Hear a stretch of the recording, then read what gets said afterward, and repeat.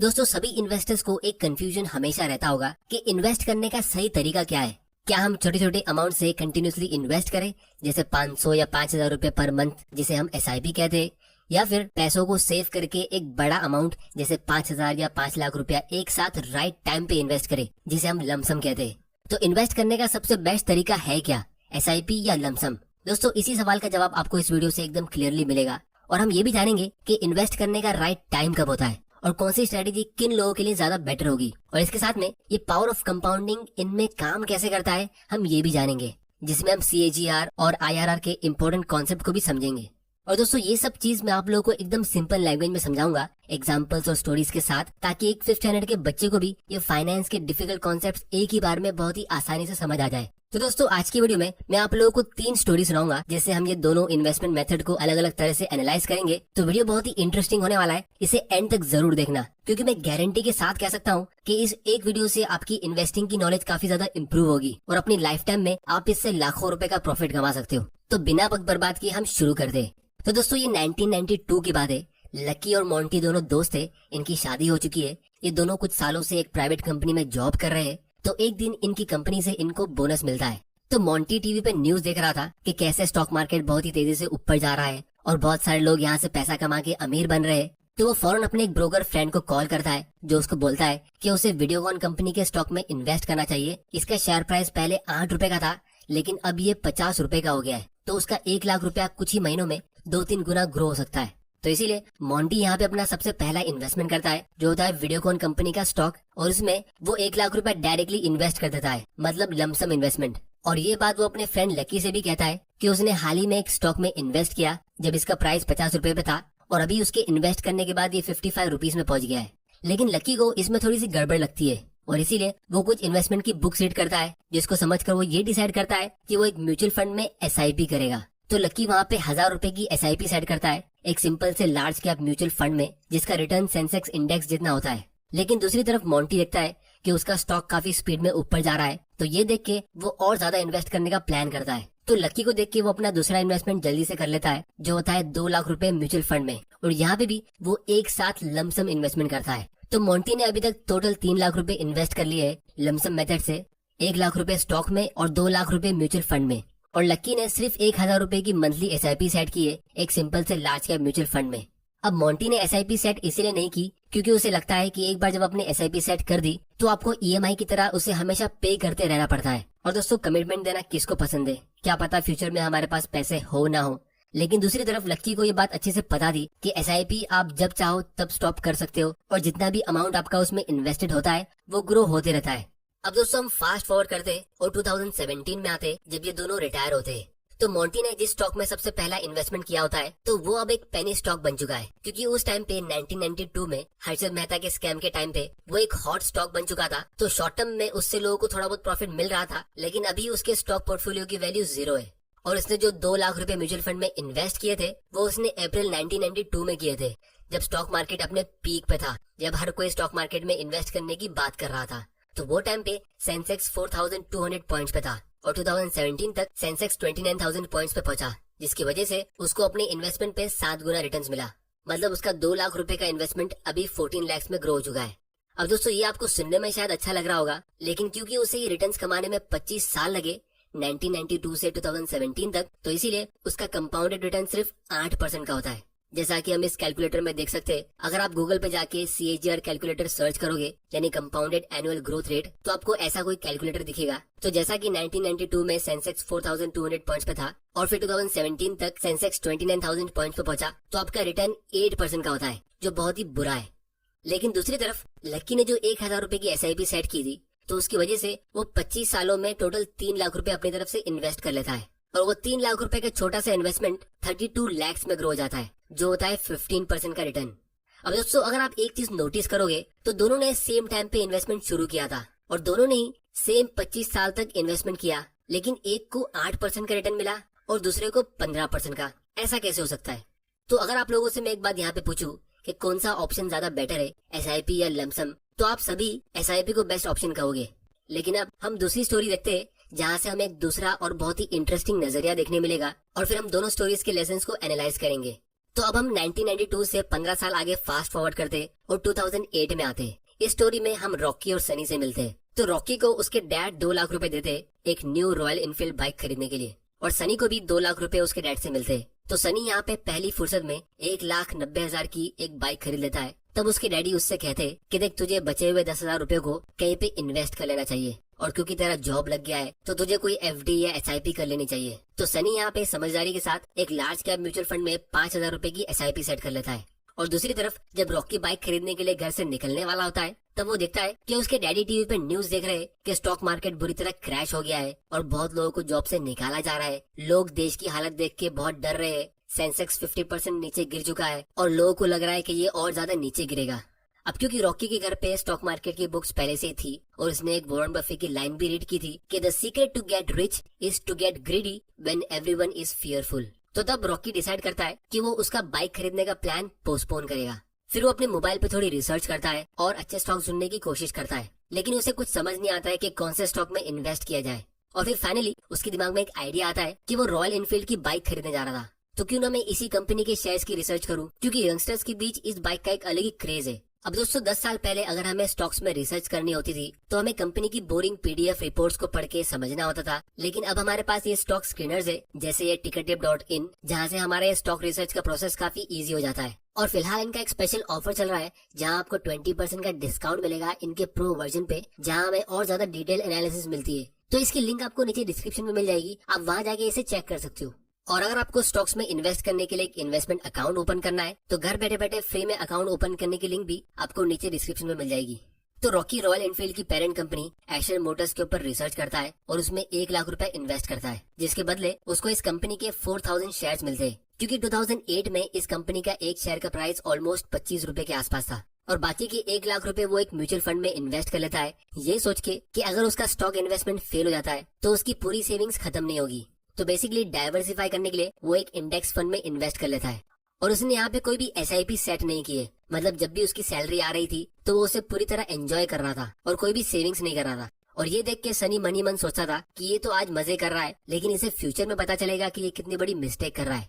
तो अब हम 10 साल आगे फास्ट फॉरवर्ड करते और 2018 में आते और देखते हैं कि इन दोनों ने कितना प्रॉफिट कमाया। तो सबसे पहले हम सनी की बात करते। उसने 10 साल में यानी 2008 से लेकर 2018 तक 5-5 हजार की मंथली एसआईपी के जरिए टोटल 6 लाख रुपए इन्वेस्ट कर दिए। उसे बीच में काफी बार मन किया कि वो अपनी एसआईपी को रोक दे, क्योंकि मार्केट कंडीशन बीच बीच में खराब हो रही थी, लेकिन फिर भी उसने डिसिप्लिन के साथ अपनी एसआईपी चलने दी और अभी उसके पोर्टफोलियो की वैल्यू 10.3 लाख की है। मतलब उसे 4 लाख रुपए का प्रॉफिट मिला, जो होता है सिर्फ 10% का रिटर्न। अब हम बात करते हैं रॉकी की। तो रॉकी ने जो 1 लाख रुपए डाइवर्सिफाई करने के लिए म्यूचुअल फंड में इन्वेस्ट किए थे, उसकी वैल्यू अब 4 लाख रुपए की होती है, क्योंकि 2008 में सेंसेक्स 9,000 पॉइंट्स पे था और 2018 तक ये 37,000 पॉइंट्स पे पहुंचा, मतलब ऑलमोस्ट 4 गुना ऊपर गया। तो ये होता है 15% का रिटर्न। अब दोस्तों यहाँ पे अगर हम नोटिस करेंगे तो दोनों ने सेम टाइप की म्यूचुअल फंड में इन्वेस्ट किया और दोनों ने 10 साल के लिए इन्वेस्ट किया, लेकिन सनी को एसआईपी से सिर्फ 10% का रिटर्न मिला और रॉकी को लमसम से 15% का। तो यहाँ पे उल्टा कैसे हो गया? पहली स्टोरी में एसआईपी से अच्छा रिटर्न मिला था, अब एसआईपी का परफॉर्मेंस बुरा कैसे हो गया? तो इसका रीजन ये है कि रॉकी ने एक साथ अपना पूरा पैसा बेयर मार्केट में इन्वेस्ट किया था, मतलब यहाँ पे। तो स्टार्टिंग पॉइंट हमारा ये एग्जैक्ट बॉटम है और एंड पॉइंट हमारा ये है। तो स्टार्ट से एंड तक ये 15% का एनुअल रिटर्न होता है, जिसे हम CAGR कहते हैं। लेकिन सनी ने जब मार्केट क्रैश हुआ था और वो इन्वेस्ट करने का सबसे बेस्ट टाइम था, तो उसने वो टाइम पे सिर्फ 5,000 रुपए इन्वेस्ट किए थे। फिर अगले महीने जब मार्केट थोड़ा सा रिकवर हुआ तो एसआईपी के जरिए उसने फिर से 5,000 रुपए इन्वेस्ट किए, और इसी तरह जब मार्केट ऊपर जाता रहा तो उसकी एसआईपी के जरिए उसके 5-5 हजार रुपए इन्वेस्ट होते गए। तो इसीलिए रॉकी के मुकाबले उसने अपने म्यूचुअल फंड्स को बाय करने के लिए ज्यादा प्राइस पे किया। तो ये जो सनी का 10% रिटर्न था, इसे हम IRR कहते हैं, यानी इंटरनल रेट ऑफ रिटर्न। मतलब आपके इंटरनली जितने भी मल्टीपल इन्वेस्टमेंट्स हुए ये उसका एक एवरेज निकालता है। क्योंकि एसआईपी में हमेशा मल्टीपल इन्वेस्टमेंट्स होते हैं, क्योंकि आप हर महीने बाइंग करते हो, तो इसीलिए इसमें हमेशा IRR कैलकुलेट होता है और वन टाइम इन्वेस्टमेंट में हमेशा CAGR कैलकुलेट होता है। अब इसको हम थोड़ा और डिटेल में नेक्स्ट स्टोरी में समझेंगे, जिससे आपका सारा डाउट क्लियर हो जाएगा।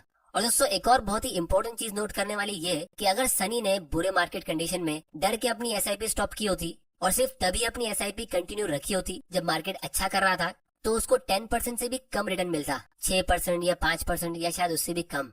अब दोस्तों इससे पहले कि आप अपनी एसआईपी स्टॉप करो, इसका एक बहुत ही स्पेशल पावर होता है जिसको हम आगे डिस्कस करेंगे। लेकिन उससे पहले हम बात करते हैं रॉकी के स्टॉक इन्वेस्टमेंट के बारे में। तो रॉकी ने जो एशर मोटर्स के शेयर्स लिए थे उससे उसकी जिंदगी बदल गई, क्योंकि वो कंपनी का शेयर 25 रुपए से ग्रो होके 2018 तक ऑलमोस्ट 3000 रुपए पे पहुंच गया। यानी 10 साल में 110 गुना ग्रो हो गया, जिससे उसकी 1 लाख रुपए का छोटा सा इन्वेस्टमेंट 1.1 करोड़ में ग्रो हो गया। और अब उसको जो छोटा सा 1% का डिविडेंड मिलता है वो उसके जरिए हर साल एक नई बाइक खरीद सकता है। अब दोस्तों, अगर रॉकी ने इस स्टॉक में थोड़ा थोड़ा करके इन्वेस्ट किया होता, यानी SIP की तरह, तो ऑब्वियसली उसका रिटर्न कम होता, क्योंकि ये स्टॉक तो धीरे धीरे करके ऊपर जा रहा था।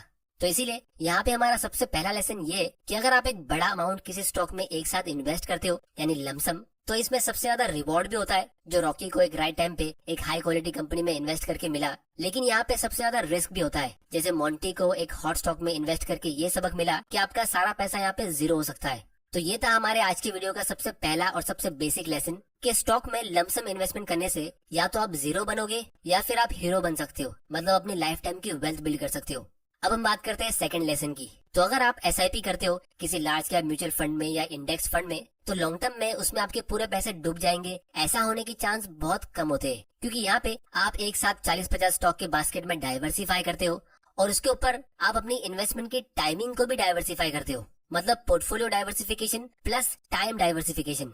तो ये डबल डाइवर्सिफिकेशन हुआ, जिसकी वजह से आपका रिस्क बहुत कम हो जाता है और इसीलिए आपका रिटर्न भी बहुत बोरिंग होता है, जैसे 10% से 15% के बीच। अब ये गारंटी नहीं है, लेकिन पास्ट के हिसाब से आपको कुछ ऐसा मिल सकता है। लेकिन फिर भी FD से और दूसरी फिक्स्ड इनकम वाली पॉलिसी से आपको अच्छा ही रिटर्न मिलना चाहिए, क्योंकि अगर आप नोटिस करोगे तो दोनों ही स्टोरी में SIP करने वालों को लॉस नहीं हुआ। पहली स्टोरी में मोंटी को हॉट स्टॉक्स में इन्वेस्ट करके काफी ज्यादा लॉस हुआ, तब SIP करने वाला हीरो बन गया। लेकिन दूसरी स्टोरी में रॉकी ने जो एक वन टाइम इन्वेस्टमेंट किया था वो हर कोई नहीं कर सकता, क्योंकि उसके लिए आपको इतनी नॉलेज और राइट टाइम पे उतना पैसा चाहिए। तो इसीलिए उसके सामने SIP थोड़ा फीका पड़ गया। तो इसीलिए SIP की खास बात ये है कि अगर आप बिल्कुल गलत टाइम पे भी SIP स्टार्ट कर लेते हो, जब आपको बिल्कुल भी इन्वेस्ट नहीं करना चाहिए, जैसे बिल्कुल मार्केट के पीक पे, और फिर उसके बाद मार्केट क्रैश आता है, तो भी आपका कुछ खास नुकसान होगा नहीं, क्योंकि आपने SIP अभी बस स्टार्ट किए। आप एक छोटे अमाउंट से इन्वेस्ट करना अभी शुरू कर रहे हो, तो जब फ्यूचर में मार्केट क्रैश होगा तो आप उसका भी फायदा उठा सकते हो। तो इसीलिए अगर आपको डर लगता है कि फ्यूचर में मार्केट क्रैश होने वाला है, तो वो टाइम पे भी आप अपनी SIP स्टार्ट कर सकते हो, क्योंकि अगर मार्केट क्रैश नहीं हुआ और ऊपर जाता गया तो आप एक अच्छी अपॉर्चुनिटी मिस कर दोगे। तो दोस्तों, ये था हमारा इस वीडियो का सेकंड लेसन कि SIP का सबसे बेस्ट एडवांटेज ये कि क्योंकि आप इसके थ्रू ऑटोमेटिकली इन्वेस्ट करते हो, तो SIP के कोई इमोशंस नहीं होते। तो बुरे मार्केट, अच्छे मार्केट, ये हर मार्केट में अपना इन्वेस्टमेंट करता रहता है। तो इसीलिए SIP स्टार्ट करने का कोई भी सही या गलत टाइम नहीं होता है, आप इसे कभी भी स्टार्ट कर सकते हो। अब हम तीसरे केस की बात करते हैं कि जब हम म्यूचुअल फंड में एक लमसम इन्वेस्टमेंट करते तो हमें कितना रिटर्न मिल सकता है। तो इसका मैं आप लोगों को एक काफी शॉर्ट और सिंपल आंसर देता हूँ कि अगर आपको डाउट है कि आपको किसी म्यूचुअल फंड में SIP करना चाहिए या लमसम, तो आप हमेशा SIP चुनो, क्योंकि म्यूचुअल फंड में एक अच्छे टाइम पे इन्वेस्ट करने से आपको बहुत ज्यादा मल्टी बैगर रिटर्न नहीं मिल सकता।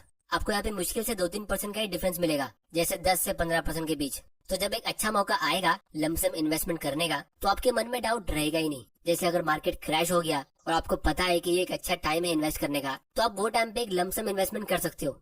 अब दोस्तों, फाइनली हम आते हैं इस वीडियो के सबसे इंटरेस्टिंग पार्ट की तरफ, वो है कि स्टॉक्स में SIP करना कैसा रहेगा। तो इसको भी हम एक इंटरेस्टिंग स्टोरी के एग्जांपल से समझते हैं। तो अब हम 2017 में आते और वापस रॉकी और सनी की स्टोरी को कंटिन्यू करते। तो सनी रॉकी से कहता है कि यार, तूने स्टॉक मार्केट से इतना अच्छा पैसा कमा लिया, तो मुझे भी कभी कभी कोई स्टॉक की टिप दे दिया कर, ताकि मैं भी तेरे साथ इन्वेस्ट कर लूंगा। तब रॉकी कहता है कि देख, अभी मैं 2 न्यू स्टॉक्स अपने पोर्टफोलियो में ऐड करने जा रहा हूँ। ये दोनों स्टॉक्स में मैं कम से कम 5 साल तक तो इन्वेस्ट करूंगा ही, और मुझे इनमें अच्छा पोटेंशियल दिख रहा है। एक है टाटा मोटर्स और दूसरा है नेस्ले। तो ये स्टॉक की टिप मिलते ही सनी फौरन अपने घर पे जाता है और इनमें इन्वेस्ट करने का सोचता है। तो सबसे पहले वो ये देखता है कि नेस्ले का स्टॉक तो 7,000 रुपए का है, ये तो बहुत ही महंगा है, शायद ये फ्यूचर में सस्ता होगा। तो वो हर महीने इसके 1-2 स्टॉक बाय करने का प्लान करता है, ताकि जब ये सस्ता होगा तब वो इसमें ज्यादा इन्वेस्ट करेगा। और दूसरी तरफ वो ये देखता है कि टाटा मोटर्स का स्टॉक तो बहुत सस्ता है, ये तो 500 रुपए से भी कम का है, तो वो फौरन इसमें अपनी ऑलमोस्ट सारी सेविंग्स इन्वेस्ट कर देता है। फिर जब 5 साल बाद सनी रॉकी से मिलता है तो उसे कहता है कि यार, तेरी स्टॉक टिप से मुझे इतना खास प्रॉफिट हुआ ही नहीं, मुझे तो इन 5 सालों में सिर्फ टोटल 20% का ही रिटर्न मिला है। तो ये सुन के रॉकी हैरान हो जाता है कि ऐसा कैसे हो सकता है, उसको तो वही 2 स्टॉक से ऑलमोस्ट 150% का प्रॉफिट मिला है, मतलब उसके पैसे ऑलमोस्ट डबल से भी ज्यादा ग्रो हो चुके हैं। तो जब रॉकी सनी के बाइंग और सेलिंग के ट्रांजैक्शन को थोड़ा डिटेल में देखता है, तब उसे पता चलता है कि यहाँ पे एक्चुअली में हुआ क्या। तो दोस्तों, अगर हम टाटा मोटर्स की बात करें तो हमें पिछले 5 साल में इससे सिर्फ 4% का रिटर्न मिला है, जो एक बहुत ही बुरा परफॉर्मेंस है। आपको सेविंग्स अकाउंट में हर साल 4% का रिटर्न मिलता है, लेकिन ये इसका लमसम रिटर्न है, यानी इस पॉइंट से इस पॉइंट तक का रिटर्न। इसी स्टॉक में अगर आपने एसआईपी की तरह इन्वेस्ट किया होता तो आपको उसी टाइम पीरियड में 100% के भी ऊपर का रिटर्न मिलता। अब अगर आपके मन में थोड़ा सा भी डाउट है कि ये कैसे हुआ, तो इसका मैं आप लोगों को डिटेल एक्सप्लेनेशन देता हूँ। तो 2-3 साल पहले क्रैश के बीच ये स्टॉक काफी नीचे गिर गया था। तो अगर आपने एसआईपी की तरह इन्वेस्ट किया होता तो उसके जरिए आपने ये लो प्राइस का भी फायदा उठा लिया होता और सस्ते प्राइस पे बाय किया होता। क्योंकि ये भले एक अच्छी कंपनी है, लेकिन 2017 में ये थोड़ी सी ओवर वैल्यूड थी। तो रॉकी इसमें एक छोटी क्वांटिटी से बाय करके सिर्फ ट्रैक करने का प्लान कर रहा था, और जब बीच में मार्केट क्रैश हुआ तो उसने इसकी बहुत सारी क्वांटिटी बाय की, और इसीलिए उसको इसी एक स्टॉक से 200-300% का प्रॉफिट मिला। और दूसरी तरफ रॉकी ने नेस्ले में एक साथ एक बड़ा अमाउंट इन्वेस्ट किया था, क्योंकि वो पिछले 10 साल से इस कंपनी का वेट कर रहा था कि कब ये अच्छे वैल्यूएशन पे मिले ताकि वो इसे बाय कर सके। और फाइनली जब मैगी क्राइसिस की वजह से 2015 में एक कंपनी प्रॉब्लम में फंसी तो इसका शेयर प्राइस नीचे गिर गया था, और फिर 2017 तक ये ऑलमोस्ट फ्लैट रहा। तो उस टाइम पे ये एक अच्छी बाइंग अपॉर्चुनिटी थी। तो ऐसे टाइम पे एक वन टाइम यानी लमसम इन्वेस्टमेंट करना परफेक्ट होता है, क्योंकि दोस्तों ये एक हाई क्वालिटी का एफएमसीजी स्टॉक है जो पिछले 20-30 सालों से हमेशा ओवर वैल्यूड रहा है। तो जो भी स्मार्ट इन्वेस्टर्स होते हैं उनको पता है कि बहुत ही जल्द ये कंपनी अपनी प्रॉब्लम को सॉल्व करेगी और फिर से स्ट्रांग हो जाएगी। तो उस टाइम पे इसमें एसआईपी करना इतना स्मार्ट डिसीजन नहीं होता। तो इसीलिए अगर हम इसी कंपनी का 5 साल का लमसम रिटर्न देखेंगे तो ये 160% का होता है, लेकिन इसी 5 साल में एसआईपी का रिटर्न सिर्फ 38% होता है, जो आईआरआर होता है, मतलब आपका इंटरनल रिटर्न, क्योंकि आपने अच्छे टाइम पे ज्यादा इन्वेस्ट नहीं किया था। तो बेसिकली रॉकी ने नेस्ले में लमसम इन्वेस्टमेंट किया और टाटा मोटर्स में एसआईपी की तरह, जिसकी वजह से उसका पोर्टफोलियो वही 5 साल में 2-3 गुना ऊपर चला गया, मतलब 200-300% ऊपर। लेकिन सनी अपना टिपिकल बिगिनर माइंड यूज करके इसका उल्टा करता है और अच्छे स्टॉक की टिप मिलने के बाद भी सिर्फ 20-30% का रिटर्न कमा पाता है। तो दोस्तों ये उन बहुत सारी कॉमन मिस्टेक्स में से एक है जो न्यू इन्वेस्टर्स कर लेते हैं, क्योंकि हमारा बिगिनर माइंड हमेशा ऑपोजिट काम करता है। तो इसीलिए आप लोगों की फाइनेंशियल नॉलेज को इम्प्रूव करने के लिए मैंने ये चैनल बनाया है। तो अगर आपको इस वीडियो से कुछ सीखने मिला है तो इस चैनल को सब्सक्राइब करो और बेल आइकन प्रेस करना मत भूल जाना, ताकि आपसे कोई ऐसे वैल्यूएबल वीडियोस मिस ना हो जाए। और दोस्तों बहुत ही जल्द मैं आप लोगों के लिए एक स्टॉक मार्केट का कोर्स लेके आने वाला हूँ, जहां हम कंपनी एनालिसिस से लेके वैल्यूएशन सब कुछ डिस्कस करेंगे। तो ये सीरियस इन्वेस्टर्स के लिए होगा जिनको जल्दी फाइनेंशियल फ्रीडम अचीव करना है। इसकी डिटेल्स में आने वाली वीडियोस में डिस्कस करूंगा। तो दोस्तों उम्मीद करता हूँ कि आपको इस वीडियो से कुछ ना कुछ सीखने जरूर मिला होगा। तो इस वीडियो को अपने फ्रेंड्स और फैमिली के साथ शेयर करो और उनको भी एजुकेट करो। टिकर टिप्स से स्टॉक को एनालाइज करने की लिंक नीचे डिस्क्रिप्शन में है, और फ्री में एक इन्वेस्टमेंट अकाउंट ओपन करने की लिंक भी नीचे डिस्क्रिप्शन में है। वीडियो पसंद आया तो इसे लाइक करो, नहीं पसंद आया तो डिसलाइक करो। आपका वैल्यूएबल टाइम देने के लिए thank you and good bye.